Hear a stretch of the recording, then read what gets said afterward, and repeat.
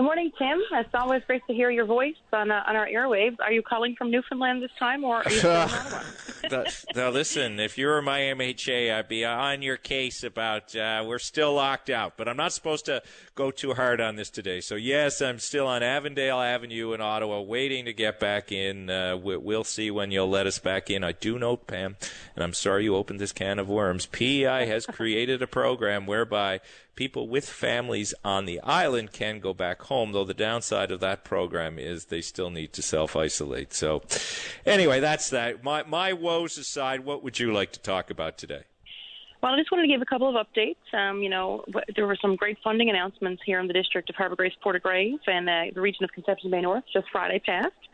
As you know, I mean, we're promoting a big staycation. I'm also enjoying some local staycationing myself. I had the opportunity to get out for a visit to Bonavista this past weekend, and it's amazing. It's beautiful. The Sealers Memorial, it was one of my favorite highlights, and it really opens your eyes. You know what Newfoundlanders and Labradorians do. I mean, the sacrifices we make. But that said, happy to have my colleague Minister Davis out, and also my colleague MP Ken MacDonald. Our first stop, we had a little bit of a tour.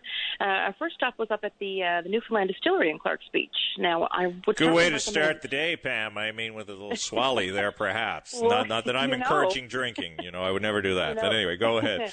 Well, it was an early visit, so I'm happy to report that there were no samplings. It was just actually around 11 o'clock that time, and so we had an opportunity to tour the facility and to learn about the distilling. And it's quite it's quite impressive, the process that they go through. But happy though to say that their ingredients it's a complete made right here product promoting Newfoundland and Labrador. Then we moved on down to Portagrave at the Green Point Lighting Station, where we met. We were joined by the Portagrave the Portagrave Peninsula Heritage Society. Again, I'd like to throw a bouquet out to that group of volunteers. They are a group of volunteers, and they're doing their part to certainly enhance our tourism development here. So happy to report in conjunction, of course, with ACOA, with MP Ken MacDonald, as well as the provincial government, we granted just under $400,000 for this team on Friday to continue with their tourism development. And I mean, again, it's a beautiful site. There's no place like it down there on the edge by the lighthouse. What a view! Well, good for you for promoting Newfoundland tourism. Now I got to get you on one question I asked Jerry. You've had some interesting challenges in our existing political system, as many of the listeners know. Andrew Furey, your new leader, says he wants to change the status quo. What's your take on that? Is it possible, and what change would you like to see?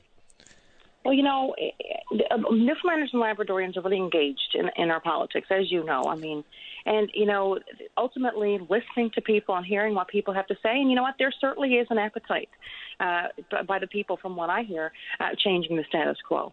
I mean, take, for example, how many times have I heard people say, I vote for a person, not a party? Mm-hmm. And as you know, we are in a unique situation here fiscally, arguably the most challenging time in our history, where we have to work together. And that's the way it should be. I mean, we've got everybody. I always say every official elected to the House of Assembly is there to represent their constituents. So it's bigger than a personality. It's bigger than a party, in my opinion, and it's going to take all of us working together. So I'm part of that conversation. I'm committed to doing all I can, ultimately, so the people benefit first and foremost, because that's ultimately why we are in the House of Assembly. So, let's get that conversation going. On that note, I want to congratulate Dr. Furey, as well as congratulate John Abbott on the race. They stepped up, and as you know, Tim, anybody who steps up to represent and serve in public office is to be commended. So congratulations to those, and I look forward to continuing the work, because, Tim, as you know, there's a lot of work to do. There is indeed. All right, great to have you on today, Pam. Thanks very much. One more thing before I go, because the other part of the tourism funding, we also made a trip then to the Baccaloo Brewery in Bay Roberts, of course, here in the district of Harbour Grace, Portagrave, and happy to announce $61,000 from the provincial government to support tourism development there at Baccaloo. So by all means, everybody, come on out and visit us. We've got a lot to see and do here in Harbour Grace, Portagrave, and Conception Bay North region. So thank you, and thank you for your listeners. Thank you for your time today, Pam. All right,